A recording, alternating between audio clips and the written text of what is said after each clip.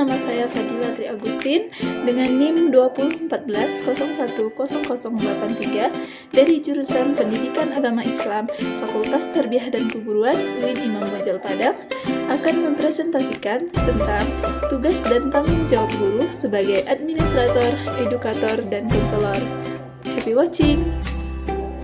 Baiklah teman-teman, kita masuk kepada poin yang pertama, yaitu guru sebagai administrator pendidikan. Sebelumnya teman-teman udah tahu apa itu administrasi? Administrasi adalah sebuah proses untuk mencapai sebuah tujuan yang efektif dan efisien. Jadi, tugas guru tidak hanya sebagai pendidik atau pengajar, tetapi guru harus melibatkan diri dalam masalah-masalah administratif. Dalam administrasi pendidikan, guru adalah seorang administrator.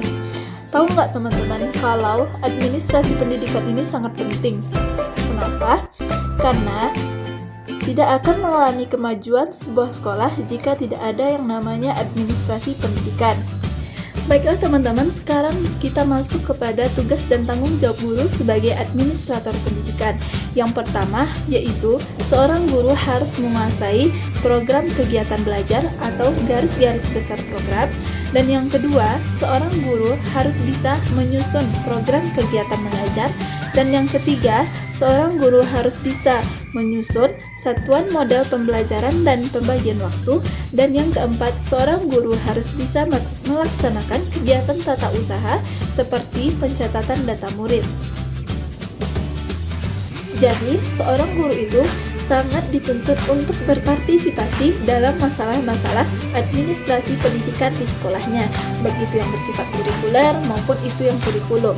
Jadi, seorang guru harus bisa melaksanakan kegiatan tata usaha seperti membuat data anak, membuat daftar gaji, membuat daftar induk, lapor, dan sebagainya.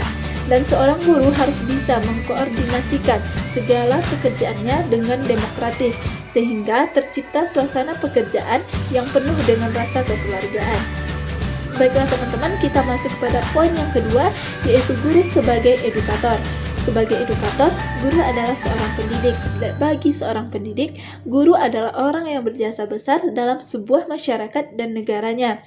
Tinggi atau rendahnya sebuah kebudayaan di masyarakat sebagian besar tergantung pada pengajaran dan pendidikan yang diberikan oleh guru. Tugas dan tanggung jawab guru sebagai seorang edukator adalah mengawasi, membina ke arah perbaikan untuk meningkatkan kegiatan proses belajar mengajar. Kita masuk kepada tugas dan tanggung jawab guru sebagai edukator. Yang pertama, seorang guru harus bisa membantu murid-muridnya memahami apa tujuan yang akan dicapai dalam sebuah pengajaran di dalam kelas, sehingga mereka terdorong untuk belajar lebih giat lagi. Dan yang kedua, seorang guru harus bisa membantu murid-muridnya memahami akan dirinya sendiri, sehingga menemukan cara-cara belajar yang sesuai akan dirinya. Dan yang ketiga, seorang guru harus bisa membantu murid-muridnya menemukan kelebihan dan kekurangan seorang anak dalam belajar, sehingga mereka bisa mencari cara-cara untuk mengatasi masalah tersebut. Dan yang keempat, seorang guru harus bisa membantu murid-muridnya dalam menyesuaikan diri dalam belajar di dalam kelas. Baiklah, kita masuk kepada poin yang kelima, yaitu seorang guru harus bisa membantu murid-muridnya dalam mencari tahu apa penyebab kesulitan dalam belajar dan mencari solusi dari masalah tersebut. Dan yang keenam, seorang guru harus bisa membantu murid-muridnya dalam memahami materi sesuai dengan batas kemampuan mereka. Dan yang ketujuh, seorang guru harus bisa membantu murid-muridnya dalam memahami materi yang telah disampaikan sesuai dengan bakat dan minat mereka. Dan yang kedelapan, seorang guru harus bisa memotivasi anak didiknya untuk belajar lebih baik lagi. Dan yang terakhir, seorang guru harus bisa mengarahkan anaknya untuk memanfaatkan waktu luang, baik itu di luar sekolah maupun di dalam sekolah. Baiklah, seorang guru yang aktif dan profesional harus bisa melakukan hal-hal sebagai berikut. Yang pertama, seorang guru harus bisa bekerja dengan anak secara individual. Yang kedua, seorang guru harus memiliki perencanaan atau persiapan dalam mengajar. Dan yang ketiga, seorang guru harus memperdayagunakan alat dalam mengajar. Yang keempat, seorang guru harus melibatkan anak dalam pengalaman mengajar mereka. Dan yang kelima, seorang guru harus bisa bisa menjadi pemimpin yang aktif dan kreatif.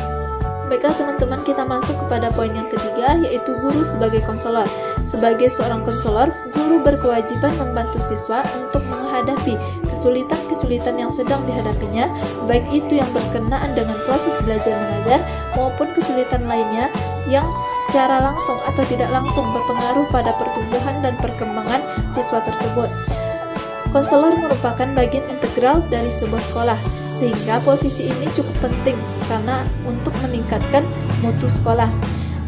Tugas mendasar seorang konselor adalah memahami siswa, dan pekerjaan ini membutuhkan keahlian dalam rangka membantu proses belajar siswa. Seorang konselor membutuhkan cara-cara untuk membangkitkan dan meningkatkan motivasi belajar siswa. Baiklah, kita akan masuk kepada tugas dan tanggung jawab guru sebagai konselor. Yang pertama, seorang guru harus memberitahu siswa apa tujuan dari belajar dan apa hubungannya dengan kehidupan siswa kelak. Yang kedua, seorang guru harus mengusahakan adanya lingkungan yang kondusif untuk belajar, baik itu di dalam maupun di luar ruangan. Dan yang ketiga, memberikan kesempatan kepada siswa untuk berpartisipasi dan aktif dalam program belajar. Dan yang keempat, memberikan umpan balik kepada siswa tentang kemajuan dan kesalahan yang dilakukan selama belajar, dan itu merupakan sebuah penguatan bagi para siswa. Dan yang kelima, seorang guru harus memberikan tugas-tugas yang merupakan tantangan bagi para siswa sesuai dengan kemampuan mereka. Dan yang terakhir, seorang guru harus memerintahkan atau meminta anak tersebut untuk membuat catatan tentang hasil belajar mereka. Baiklah, sekian dari saya, semoga bermanfaat. Jangan lupa di like, comment, and subscribe. Wassalamualaikum warahmatullahi wabarakatuh.